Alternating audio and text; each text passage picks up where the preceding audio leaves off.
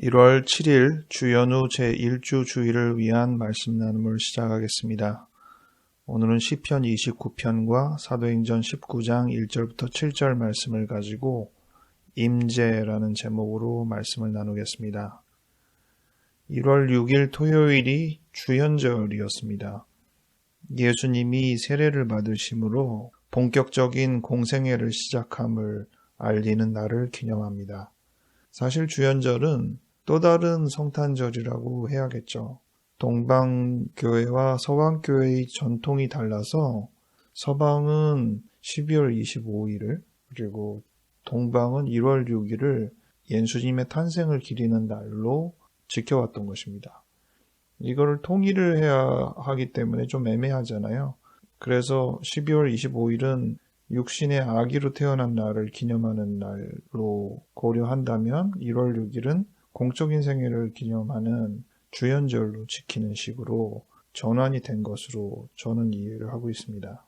창세기도 보면 창조론이 두 가지 설화가 있는데 두 가지가 완전히 똑같지는 않지만 조화롭게 적혀 있는 것처럼 우리도 그렇게 이해를 하는 것이 바람직할 것입니다. 어쨌든 오늘은 주현절, 예수님의 공적인 생애의 시작을 고려하며 주일 성서 일과를 묵상하게 되는데 오늘 시편 29편과 사도행전 19장 1절부터 7절 말씀을 통해서 주현과 비슷한 표현인 임재를 생각해 보려고 합니다. 예수님이 이 땅에 오실 때 임마누엘이라고 이름을 부르라고 했잖아요. 하나님이 우리와 함께 계시다는 뜻인데 그와 마찬가지로 주현, 예수님께서 당신의 신성을 드러내신다는 것이 하나님께서 우리와 함께 계신다는 개념과 같은 개념으로 보아도 되겠습니다. 오늘 먼저 시편 29편 말씀에서 좀 독특하게 보이는 것은 여호와의 소리라는 단어예요. 이 표현이 3절, 4절, 5절, 7절, 8절, 9절 여러 번 나옵니다. 그 중에 3절이 제게는 가장 인상적인데 여호와의 소리가 물 위에 있도다. 영광의 하나님이 우렛소리를 내시니 여호와는 많은 물 위에 계시도다. 영어로 many waters라고 되어 있는데 이 많은 물이라는 표현이 독특해서 성경을 많은 물이라고 검색하면 예레미야, 시편, 민수기, 에스겔, 역대하 참 많은 곳에서 나오고 오늘 말씀은 여호와의 소리가 물 위에 있다. 동시에 여호와는 많은 물 위에 계시다는 표현을 써서 실제로 성경에서 많은 물소리라는 언급이 정확하게 표현되어 있는 성경도 꽤 있습니다. 시편 93편 4절, 요한계시록 14장 2절, 19장 6절, 에스겔 1장 24절에는 많은 물소리라는 표현이 나와 있습니다. 근데 이 많은 물이라는 표현 중에 독특하게 요한계시록 17장 1절에서는 악한 세력에게 표현을 붙이고 있습니다. 많은 물 위에 앉은 큰 음녀라는 표현이 나옵니다. 이 표현을 빌어서 긍정적인 표현을 할 수도 있고 부정적인 표현을 할 수도 있다는 생각을 하게 되죠. 이 정도로 우리가 많은 물이라는 개념은 어느 정도 정리가 되는 것 같습니다.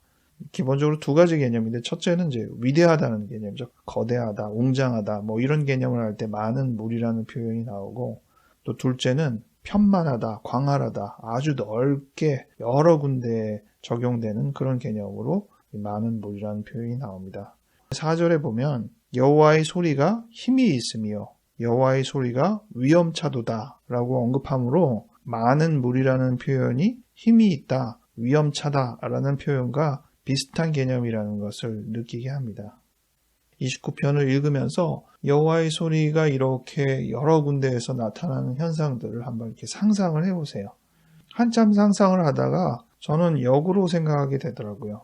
아주 광활한 폭포를 본다든지 드넓은 바다를 본다든지 하면서 그 물에 압도되는 그 상황을 한번 떠올려 보세요. 그때 이 시편의 구절을 여러분의 입으로 고백한다고 생각을 해보십시오. 여호와 하나님께서 여호와의 소리가 많은 물 위에 있도다 이렇게 언급을 하는 겁니다. 그렇다면 이 표현은 어떤 표현이 되는 거죠?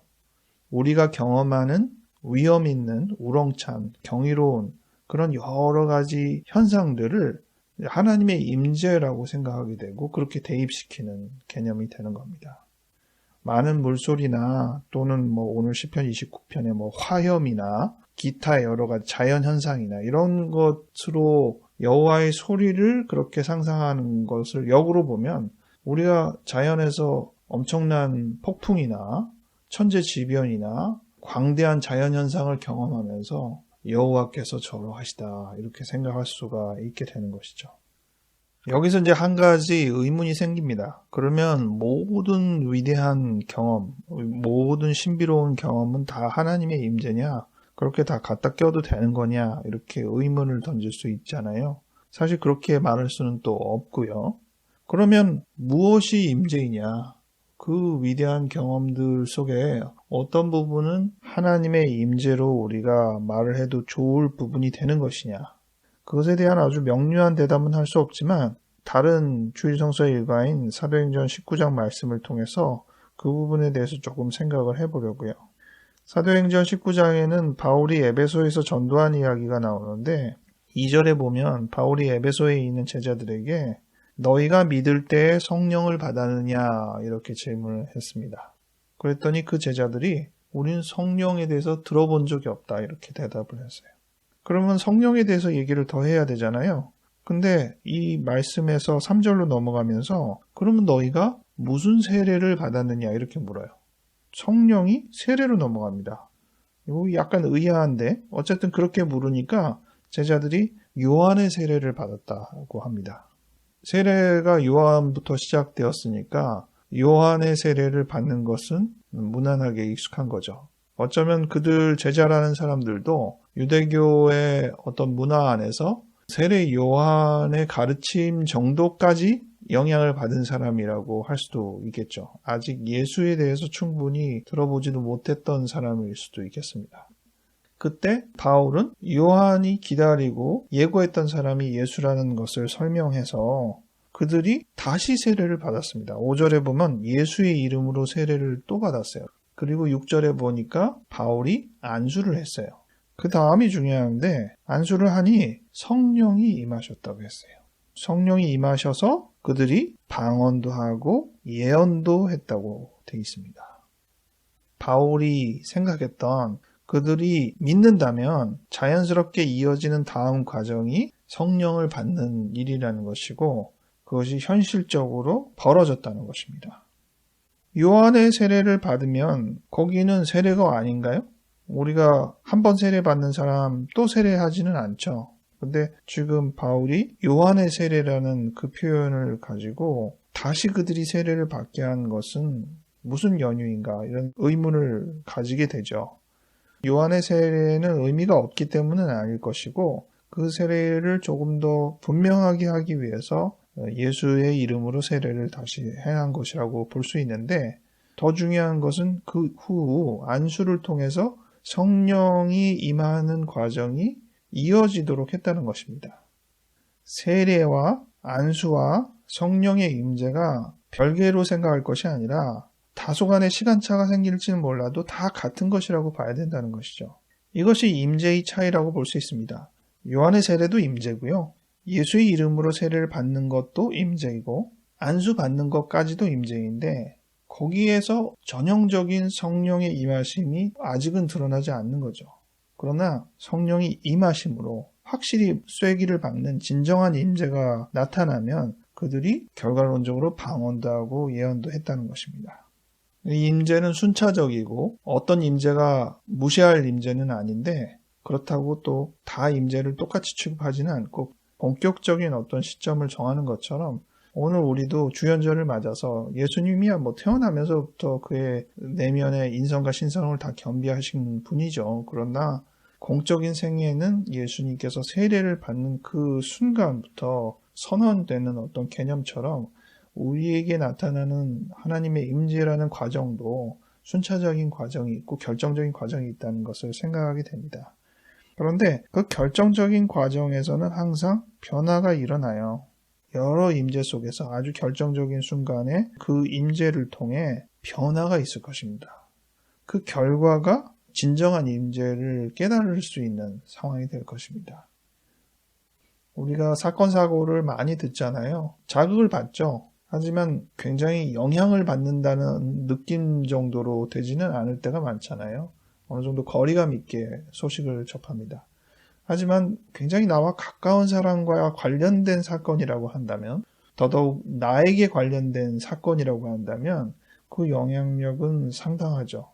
그리고 우리의 감정이나 생각이나 이후로의 생활 패턴까지도 뒤흔들어 버립니다. 그것이 영향력이라는 거죠. 하나님의 임재는 우리에게 그런 영향력을 주어야 하는데 영향력이 없었다? 결정적인 임재는 아니라고 보긴 해야겠죠.